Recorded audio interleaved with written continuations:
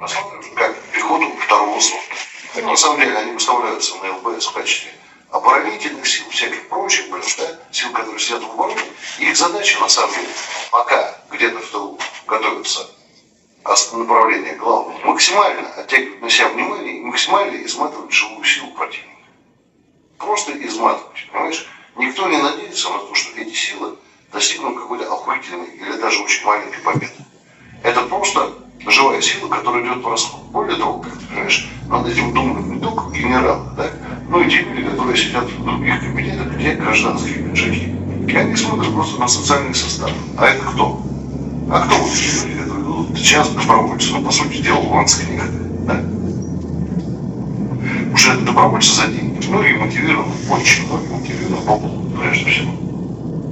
Тем, что на гражданке они или денег вообще не имеют, или могут получать зарплату в 20, ну в 30, ну в 40 тысяч там максимум, понимаешь? А здесь они имеют 220, 250, 260 и так далее, да? Ну вот, то есть деньги, которые никогда в жизни, а при этом есть огромный плюс.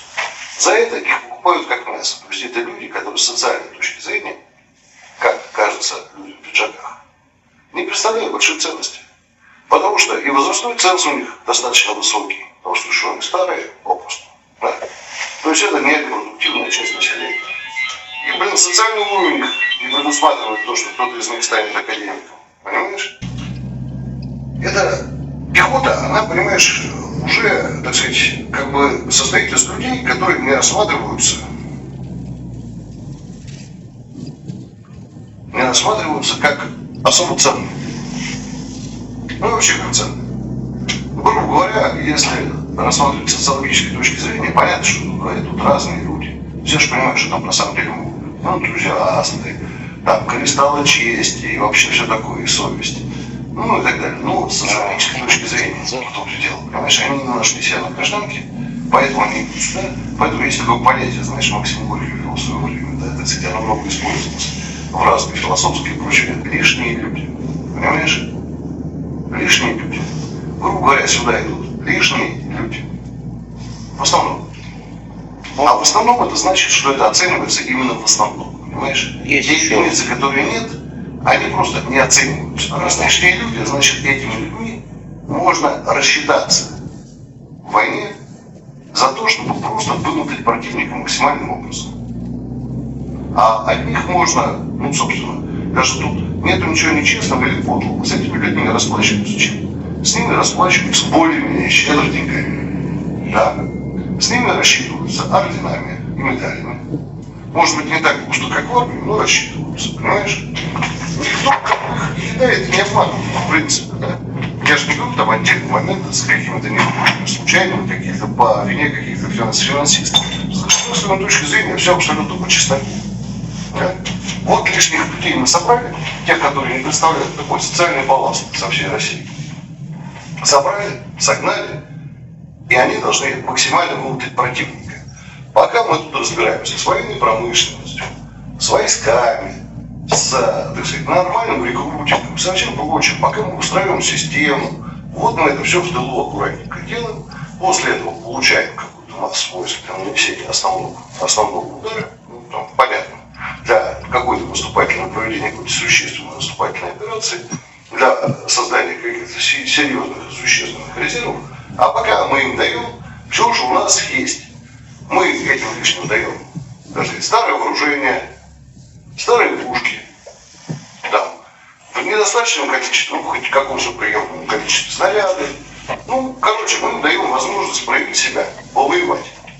И мы им отсыпаем верно. И, между прочим, противник на это ведется, если ты обратил внимание. Потому что против нас встает, грубо говоря, ну, как бы я считаю, что хохлы это нация, конечно, честно говоря, это не нация, да? Но если бы это была нация, это бы называлось цвет нации. То есть молодые, крепкие, здоровые, репродуктивного возраста, призванные по мобилизации, люди, которые, значит, сейчас уже они не такие, это понятно, что там тоже своей уже не хватает. Они просто истощились, понимаешь? А изначально это был прямо вот лучшие персонажи, которые смог добрать противник. Лучшие. Самые борзые, самые смелые, всякие такие. И вот они упираются в эту нашу массу, понимаешь? Масса может быть и не такая, понимаешь? Ты же знаешь, что у нас там слабосилки, старики и все прочее в огромном количестве наблюдается. пытаются. Ну, эта масса хоть как-то, но она вот этой всей, так сказать, истории, она сопротивляется. Когда может.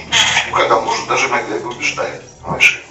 За счет того, что там встречается куча с таких старосоветских людей, со старосоветским мышлением, которые как упрутся, несмотря на то, что 50 или 60, а то иногда и больше, понимаешь?